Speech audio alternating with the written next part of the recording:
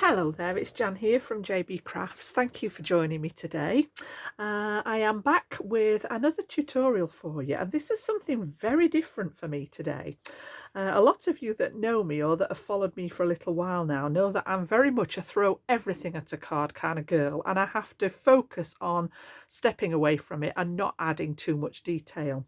But today I've gone in completely the other direction. This is something I've been wanting to try for a little while now, and I've gone down the very clean and simple route, mainly to give you some ideas. And also, I know there are a lot of new card makers out there that maybe don't want to go the whole hog, may not have collected, a great deal of stash yet.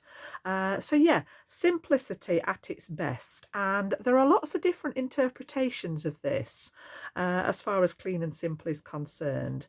Some people will refer to it as maybe just using one item. So for example, stamping on a card.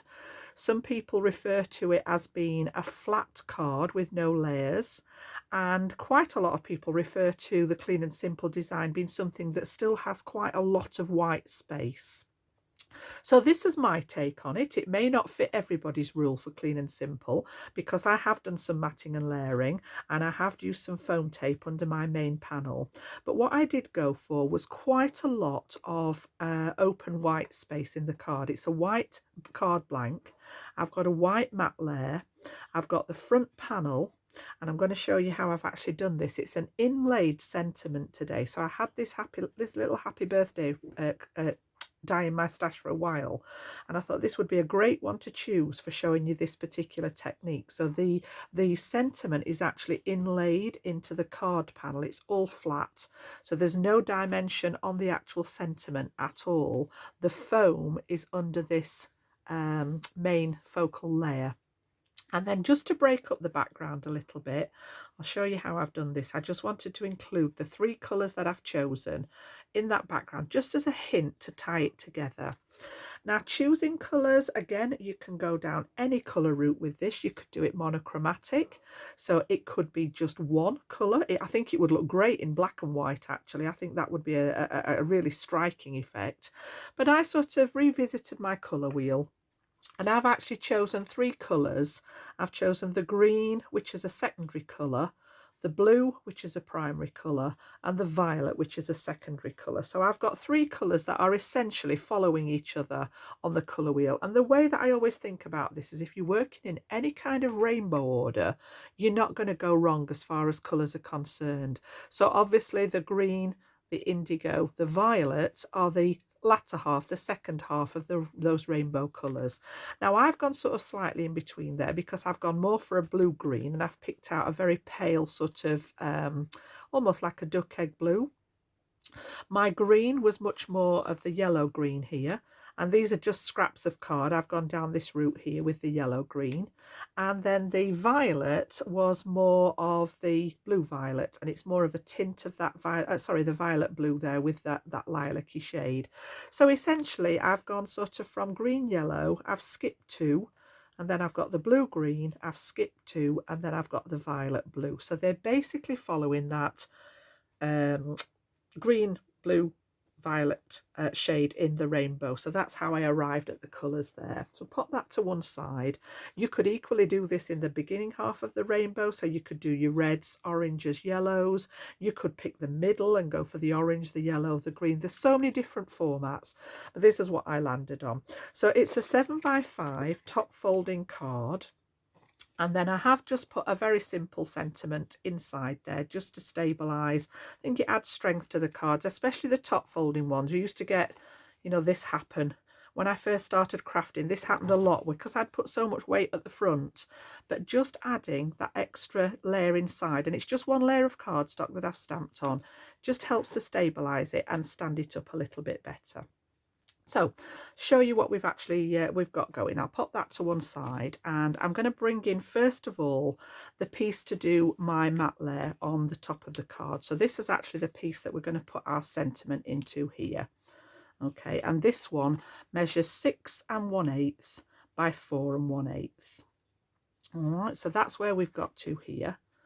And I'm going to use a couple of different pieces of card for this because I want something behind it as well. So I've also got a piece, and this is actually a piece of Nina cardstock purely because it was lighter weight. This is 300 GSM smooth cardstock. This is Nina because this is going to sit behind it. I need to create a space to pop my letters and secure the letters in. So this one's just slightly smaller. If you just look on the back there, it's probably about, I would say, 1/4 of an inch smaller, just so that it hides behind that main layer.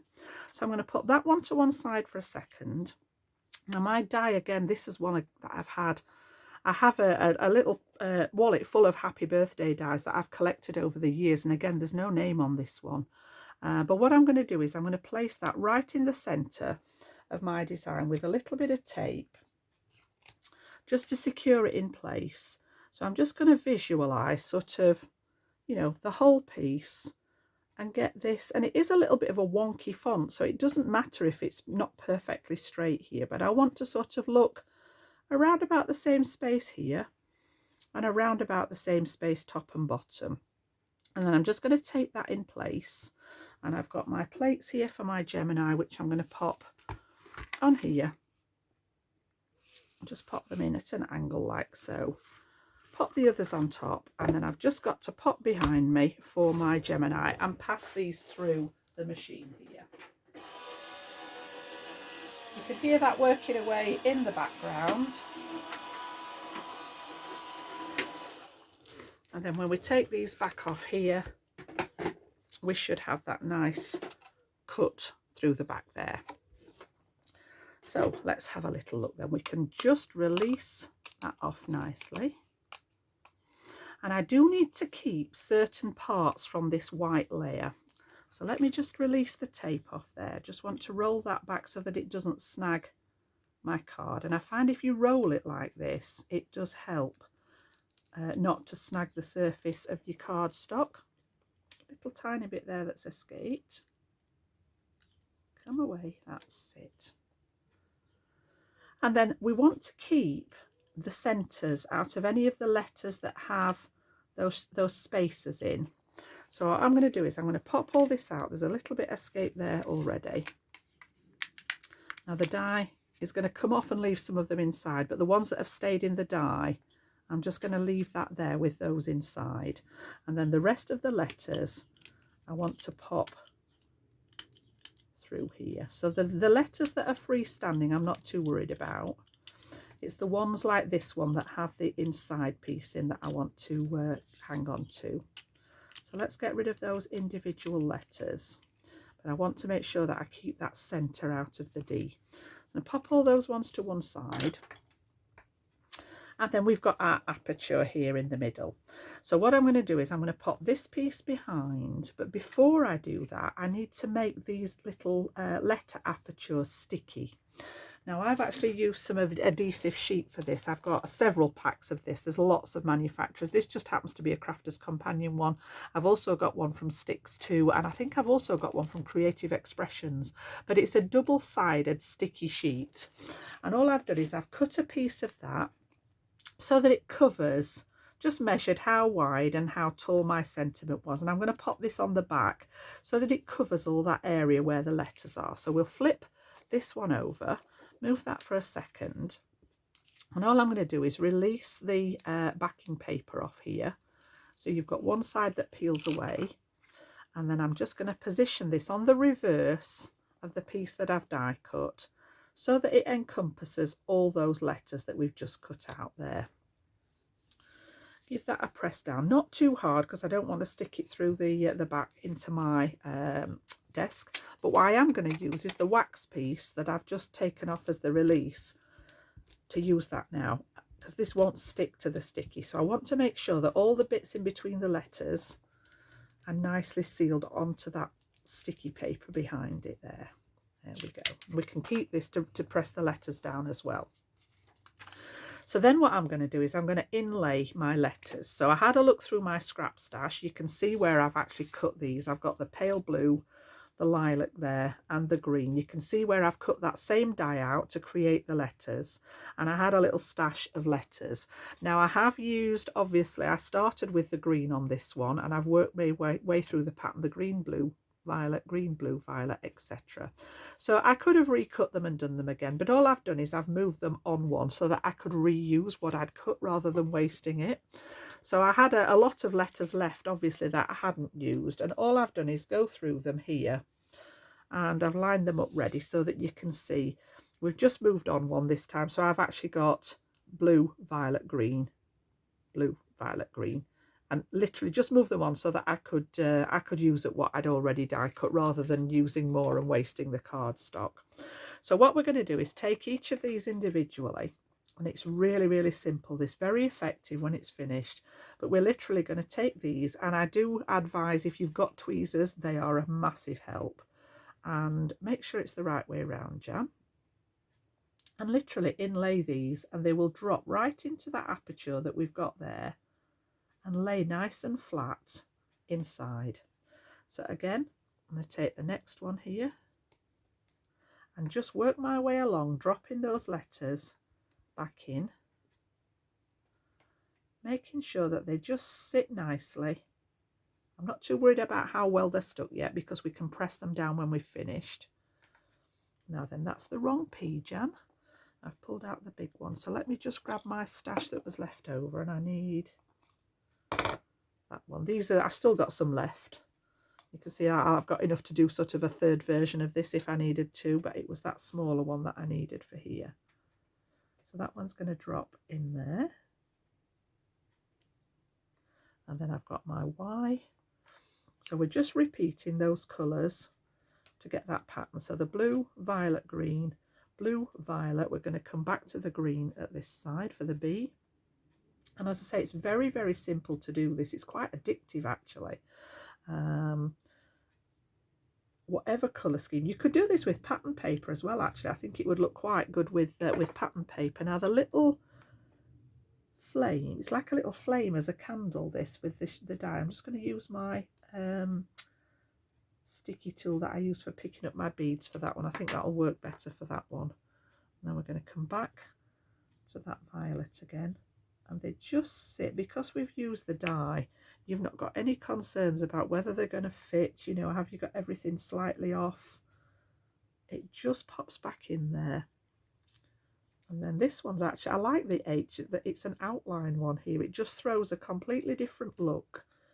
It reminds me of when you used to make signs, when you'd cut letters out of magazines. When I was younger, we used to make messages for each other and send like little code messages where you'd cut letters out of magazines. There we go. And then the A here, I think this one's meant to look like a little party hat because it's been left as a triangle. And then the last one there is that final letter for the Y. Now there are still some elements that are sticky, which is why I kept those original pieces. So I'm going to go back to my die here now, and I want to just pop out those pieces that were in between the letters there. So we need the B and the R, the two P's and the D, I think is what we actually need there. So again, I'm going to go to my sticky tool for this. So I've got that B. I'm just going to drop the white centres back in to cover up any sticky that may be left. So again, this will just nestle nicely in the gap. And that one goes in the top there. Yep. And then I need one for the R. So we need that centrepiece there out of the R. And that one's going to drop in there. And I've just worked on across the bottom first so that I'm not leaning on where the sticky is. Now the H actually got brushed to one side, but we do need the letter out of the middle there. So I'm going to discard that one and drop that letter H back in here, like so. I also need the piece out of the D. That one's going to go in back in there. So you're essentially covering up anything that is sticky. That one's in there, so they're all in nicely now. So then we've just got the middle of the A has got a little tiny star cut into it, which again is a nice little effect. So I'm just going to pop that one through there with my tweezers. And sometimes it's easier to pick them up with the sticky tool if they're only little tiny pieces. If they're larger pieces, I tend to rely on the tweezers. So that's the one for the first P, like so. And then last of all, again, we'll just use that pickup tool because that one's a wee bit smaller, and that one's just going to nudge into place there. And then now I've got all that down, that piece that we took off the back of the double-sided sticky, make sure it's the shiny side there. And I am now going to use that to just burnish all these and make sure that they're all good, stuck down, made contact with that adhesive at the back.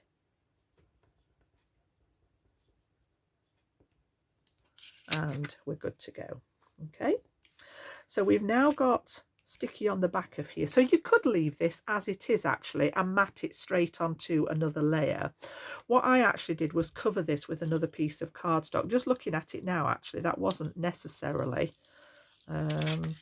needed, but I'm going to do it because I've got the card cut. So this piece that I showed you at the beginning that was slightly smaller, I'm just going to put on the back there.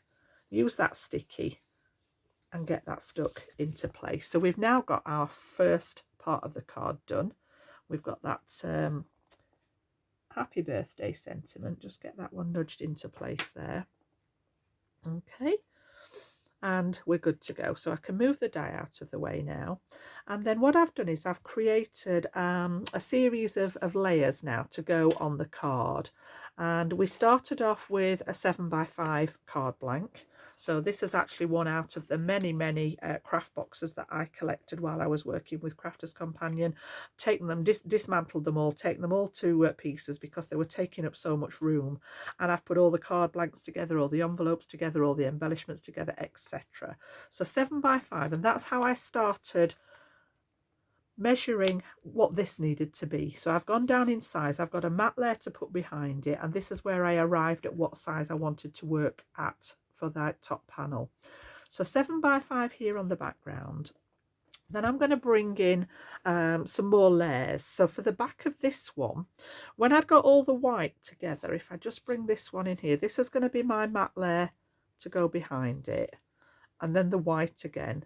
For me personally, it was a little bit too white, and which is why I added some extra pieces to it. So I've brought in a piece of matte silver cardstock, and this one measures 6 1/4 by 4 1/4. And I'm first of all going to mat my focal point on there. So that's my main piece that we're going to go for the focal point. So we'll do that first. And what I'm going to do for that is add some of my double-sided tape runner on here. So I want to sort of go right over where that cardstock was on the back. So we've got a nice seal. And I'm just going to map that onto that silver piece. So I tend to find that I can get things straighter when it's in portrait. And again, I'm just going to eyeball this and make sure that we've got approximately the same distance all the way around there, and give that a good press down. So it's a little tiny skinny border. It's not added a lot of silver there, but it's just enough to offset it from this next white panel when we pop it on here like so. And then again, I wanted to bring a little tiny bit of detail into that back matte layer to link it to the front. So what I've done, pop those to one side. This is 6.5 by 4.5.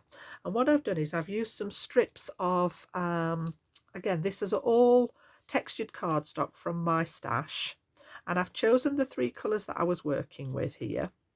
So the green, the blue and the violet. They're slightly darker. If I just show you the original pieces, I was struggling to find exactly the same colours, but actually I think that works in that they're just a shade darker than what I started off with. Because this is the background, I wasn't too worried about that.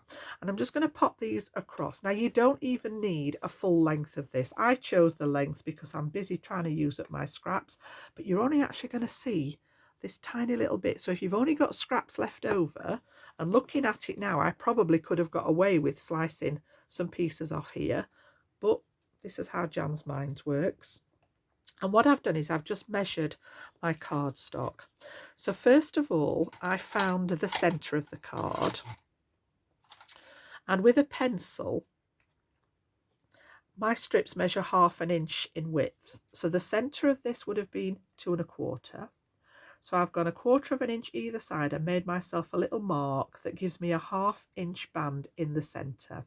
Then I've left 1/8 inch and measured another 1/2 underneath it, left 1/8 inch and measured another 1/2 underneath it, just to get a nice even spacing so that I'm not doing a lot of guesswork. And I'm going to put the central one in first. I've got some double-sided tape ready on here. So my middle one wants to be the blue. No reason why that one is longer than the other than that the scrap was longer and I've just cut off 1/2 inch bits. I'm going to trim these down anyway when I get to the end. And I'm just going to centre this in between those pencil lines that I've made and stretch it from one side across to the other there. And then I'm going to do the same above and below. So the first one was the green, and I stayed with that same order, the green, indigo, violet from that rainbow range there. And again, I'm just going to do the same. I'm going to centre that one between the pencil lines that I've made so that I now know that that's running nice and straight across the card. And again, we'll release that last piece, and my violet one is going to go on that side. So again, just between those pencil lines across like so. And then I'm going to take my eraser just in case there's any little bits of pencil showing, because it is the edges that we're going to see popping out from behind that panel. That one's not quite straight there, Jan, but I think I'm going to have to leave that one because I don't want to risk tearing the cardstock. There we go. And then I'm just going to take my long scissors there and trim off those excess pieces level with the side of the cardstock. And I'm actually going to leave those as waste. There's a limit to how much I can save. I've got so much scrap card. There we go. Those are going in the waste there. So we've now got our piece here that's going to pop behind, and all you're going to see is that little tiny bit, but you can just see now how it lifts it off that back section there. Just a hint to link it to the front. So cardstock to cardstock, here we go with the all-purpose glue. So just make sure that that's actually free of gunk on there, and I'm going to pop this one straight onto my cardstock, just with a little bit of wet adhesive, because that allows me then to basically just drop it down and then wriggle it into place. So I'm looking for a nice even border all the way around the edge of the card there, and I've got about 1/4 inch of the card blank showing all the way around. Now the one that I did as my original one, I've got this layer on foam tape, but just for ease of the video today I'm going to drop this one down flat as well. So I'm going to stay with that same glue. If you want to add a layer of foam tape, or if you've got the fun foam that you can cut a rectangle out of. And again, this has got a slightly narrower border.